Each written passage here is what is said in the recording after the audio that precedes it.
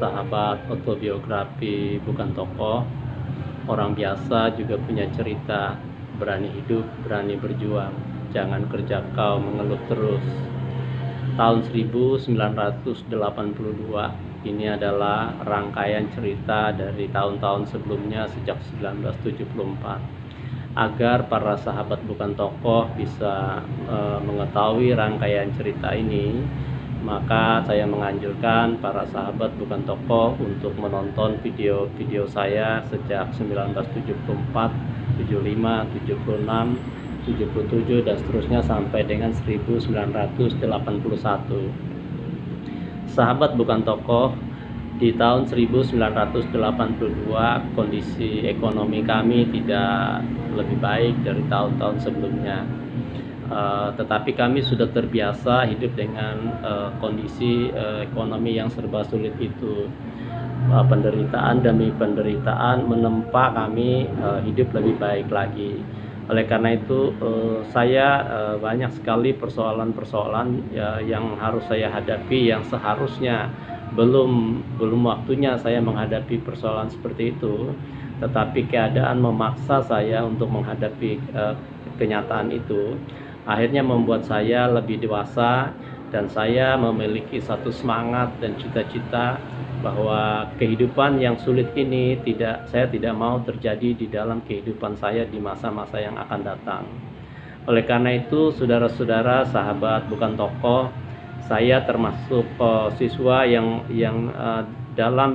menurut saya sangat rajin belajar. Di setiap kesempatan saya belajar. Subuh saya belajar, malam hari pun belajar, dan saya membatasi kegiatan-kegiatan lain yang mulai tidak begitu bermanfaat ya untuk masa depan.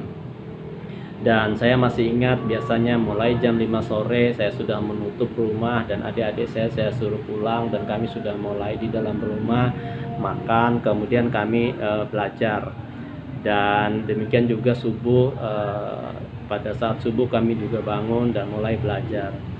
Sahabat-sahabat sekalian, pada saat itu kami di rumah hanya menggunakan lampu petromak itu pada sore hari. Tapi lampu tersebut sekitar jam 9 sudah dimatikan karena kami tidak akan mungkin bisa membeli minyak tanah yang cukup banyak untuk keperluan menyalakan lampu petromak itu. Oleh karena itu kami menggunakan lampu teplok ya, dari lampu biasa dari minyak tanah kecil, terus ada kacanya yang di sana disebut semprong. Nah, teman-teman, menggunakan lampu tersebutlah saya belajar dalam kondisi yang remang-remang seperti itu untuk membaca, menyelesaikan PR dan lain-lain.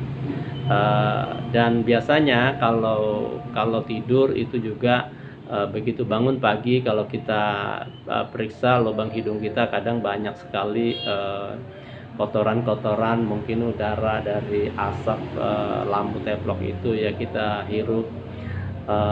Tetapi itu sesuatu yang biasa dan lebih menambah semangat saya untuk belajar. Oleh karena itu, sahabat-sahabat bukan tokoh, tanpa bermaksud untuk menyombongkan diri, prestasi akademik saya di sekolah saya selalu baik. Jadi kelas 1 sampai kelas 6 dan lulus pun saya bisa mendapat peringkat pertama. Dan lupa saya ceritakannya, ketika saya di kelas 6 SD itu, maka saya pernah diikutkan mewakili sekolah untuk mengikuti lomba pelajar teladan di tingkat kecamatan Murung.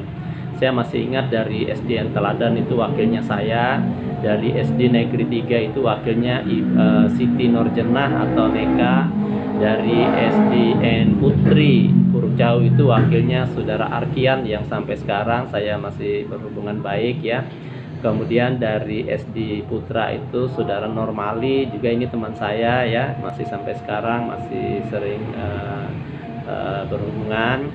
Dan yang berikutnya adalah Irma Suryani dari Huruf Jauh Seberang. Ini saya tidak pernah bertemu sejak kami mengikuti lomba pelajar teladan tingkat SD ya. Sahabat-sahabat sekalian, ketika masuk SMP juga demikian, saya berhasil masuk dan selalu saya mendapatkan ranking ya.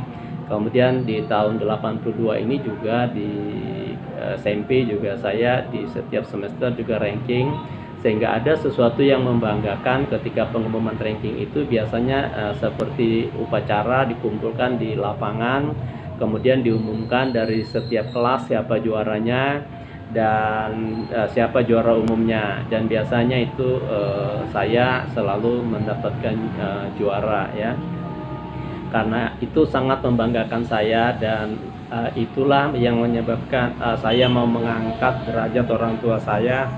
Biarpun kami hidup dengan penuh kemiskinan, tetapi saya mau meyakinkan orang-orang bahwa orang miskin tidak harus selalu ketinggalan dan alias tidak mampu ya. Orang miskin juga bisa berprestasi dalam segala kekurangan. Nah, teman-teman sekalian, di sekolah menengah atas negeri 1 Puruk Jauh atau SMP 1 Puruk Jauh, ketika saya bersekolah itu kepala sekolahnya Bapak Haji Run ya. Dan wali kelas saya masih ingat, untuk kelas 1 itu Bapak Yelfriti Lanca ke kelas 1, kemudian di kelas 2 itu Bapak Bernard Bahing Hugo ya. Sahabat-sahabat, bukan tokoh sekalian, ada satu peristiwa menarik ketika kami di SMP di tahun 1982 ini. Saya memiliki seorang teman yang dalam tanda petik cukup bandel ya. Dia ini anak tentara, dan dia memang memiliki sikap jenaka ya, dan humoris gitu ya. Tetapi juga ada sedikit agak usil ya. Namanya Hermantoro alias Joloy. Kami memanggil dia itu Joloy, tetapi nama aslinya dia itu Hermantoro. Kalau tidak salah, beliau itu sekarang menjadi kepala sekolah di satu daerah juga ya, di kabupaten lain. Jadi luar biasa ya, meskipun di masa SMP suka sekali bikin kesal guru dan lain-lain, namun perjalanan itu seorang kita tidak tahu ya, akhirnya dia pun bisa menjadi seorang kepala sekolah, dan menurut saya sekarang dia belum pensiun ya. Sahabat autobiografi bukan tokoh, kami memiliki seorang guru ya. Ini guru berasal dari suku Jawa, dia pendatang jauh masuk ke pelosok Kalimantan, ditugaskan di Puruk Jauh. Dia mengajar tata buku. Waktu itu di SMP itu ada namanya pendidikan keterampilan jasa. Dia ini mengajar tata buku, dan sebagian daripada kami memang tidak begitu menyukai pelajaran tata buku. Karena apa? Itu pelajarannya memang agak rumit, dan kami mungkin ya tidak terlalu interest ya. Tapi apa yang beliau ajarkan seperti buku besar, bentuk kontrol, bentuk apa itu ya, dari beliau itu kami mendapatkan pengetahuan ya, masih melekat juga di ingatan kami sebagai guru keterampilan jasa.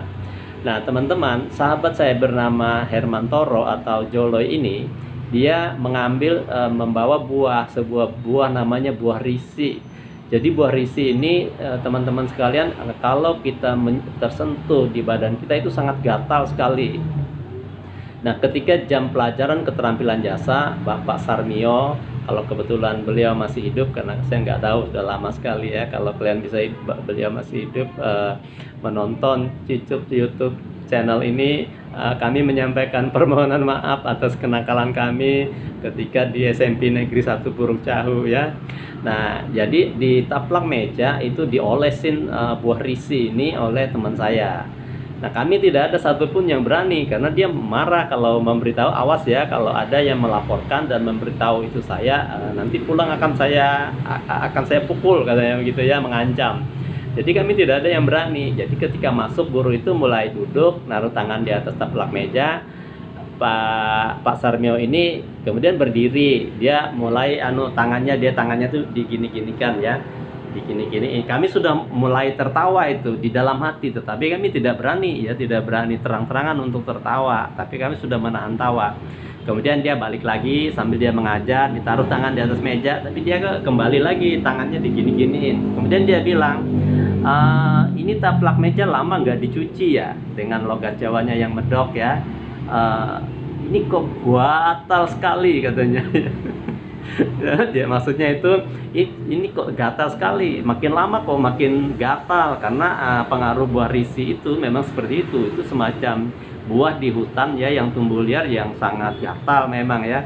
Kemudian dia rupanya sudah tidak tahan, akhirnya dia pulang ke ruang guru, dia keluar dari kelas kami dan dia ke ruang guru. Nah, sampai di ruang guru itu mungkin dia menceritakan apa yang dia alami ini ke guru-guru lain. Di antara guru-guru lain itu ada guru yang asli dari suku Dayak yang memang di sana dan dia mengenal. Akhirnya dia bilang jangan-jangan ini buah risi ditaruh anak-anak. Nah, akhirnya dia yang masuk ke kelas dan dia memaksa, tapi tidak satupun kami berani melaporkan bahwa yang melakukan ini adalah Hermantoro. Kemudian karena tidak ada yang berani mengaku, kami tidak boleh pulang, kami disuruh baris di depan kelas, sudah jam pulang pun kami tidak boleh pulang, disuruh berdiri sampai ada yang mengaku. Kalau tidak ada yang mengaku, maka kami diberi hukuman oleh guru tidak boleh pulang ya. Nah, sahabat bukan tokoh, singkat cerita Pak Hikmat ini guru yang cukup kami takuti ya, karena beliau ini punya postur tinggi besar dan dia mengajar fisika dan dia warga setempat ya, jadi kami tidak begitu berani. Akhirnya dia entah bagaimana caranya, akhirnya ada di antara kami itu yang mengaku bahwa itu memang kami menaruh buah risi, tetapi yang melakukannya Hermantoro, si Joloy. Nah, akhirnya Joloy ini mendapat hukuman dan kami baru boleh pulang. Sahabat autobiografi bukan tokoh, jadi kejadian ini sampai sekarang kalau kami berkumpul dengan alumni SMP yang satu angkatan kami tetap ingat kejadian ini ya. Nah, oleh karena itu saya ceritakan hal ini di YouTube sebagai satu memori ya buat orang lain yang menonton cerita ini. Itu teman-teman. Kemudian seperti biasanya juga setelah kelulusan pun saya bisa mewakili kelas saya dari kelas 3 ya, untuk untuk menjadi juara pertama dari kelas saya ya. Nah, perjalanan di sekolah menengah atas Puruk Cahu ini sangat berkesan dan kami akhirnya itu lulus di tahun 1984-85 ya. Ini masih 82, tetapi di 2 episode yang akan datang saya tidak mengulas lagi tentang sekolah kami di SMP, saya akan mengulas hal-hal yang lain. Nah, sahabat autobiografi bukan tokoh, peristiwa lain yang terjadi di tahun 1982 ini yang cukup berkesan bagi saya adalah banyaknya para keluarga dari suku saya, yaitu suku Dayak Manyan ya, yang datang ke kota Puruk Cahu. Kemudian mereka itu mengikuti program resettlement penduduk atau yang disebut dengan RESPEN. Itu banyak sekali dari daerah Sungai Gula, kecamatan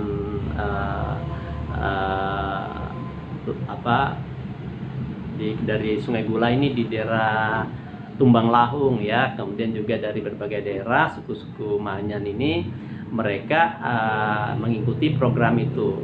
Karena kami adalah suku Manyan yang swasta, yang welcome, yang kami bukan pegawai dan lain-lain, maka di rumah kamilah mereka itu biasanya menginap, dan tempat kami yang di Kampung Beriwit kan sudah jadi, sehingga disitulah banyak orang menginap. Dan saya ingat kadang 5, 10, 15 keluarga dari daerah Tumbang Lahung itu ketika dia mengurus mau ikut di RESPEN itu mereka menginap di rumah kami. Nama-nama yang bisa saya sebutkan ya, yang masih saya ingat yang pernah nginap itu, yang pertama Bapak Andang, nama aslinya saya nggak tahu ya. Kemudian Ine Tudau, Ine itu mama ya, jadi Mama Tudau dan keluarganya, dan banyak lagi yang lainnya. Jadi tempat kami itu adalah tempat persinggahan bagi mereka yang akan ke kota Puruk Cahu. Dan itulah sekarang cikal bakal daripada RESPEN yang ada sekarang yang sudah menjadi kota. Awalnya itu adalah tempat transmigrasi resettlement penduduk, di mana di situ diberikan rumah, kemudian tanah pekarangan seluas 1 hektar ya masing-masing, dan itu diberikan gratis pada waktu itu di zaman Orde Baru. Ada yang masih bertahan, ada yang sudah menjual dan mengalih tangankan, dan itu sekarang sudah menjadi kota yang sekarang sudah rame ya di kota Puruk Cahu ini. Sahabat autobiografi bukan tokoh, cukup sekian dulu cerita di tahun 1982. Jangan lupa dukung channel ini, subscribe, like, and share, dan ikuti peristiwa-peristiwa berikutnya di tahun 1983. Orang biasa juga punya cerita, berani hidup, berani berjuang, jangan kerja kau mengeluh terus.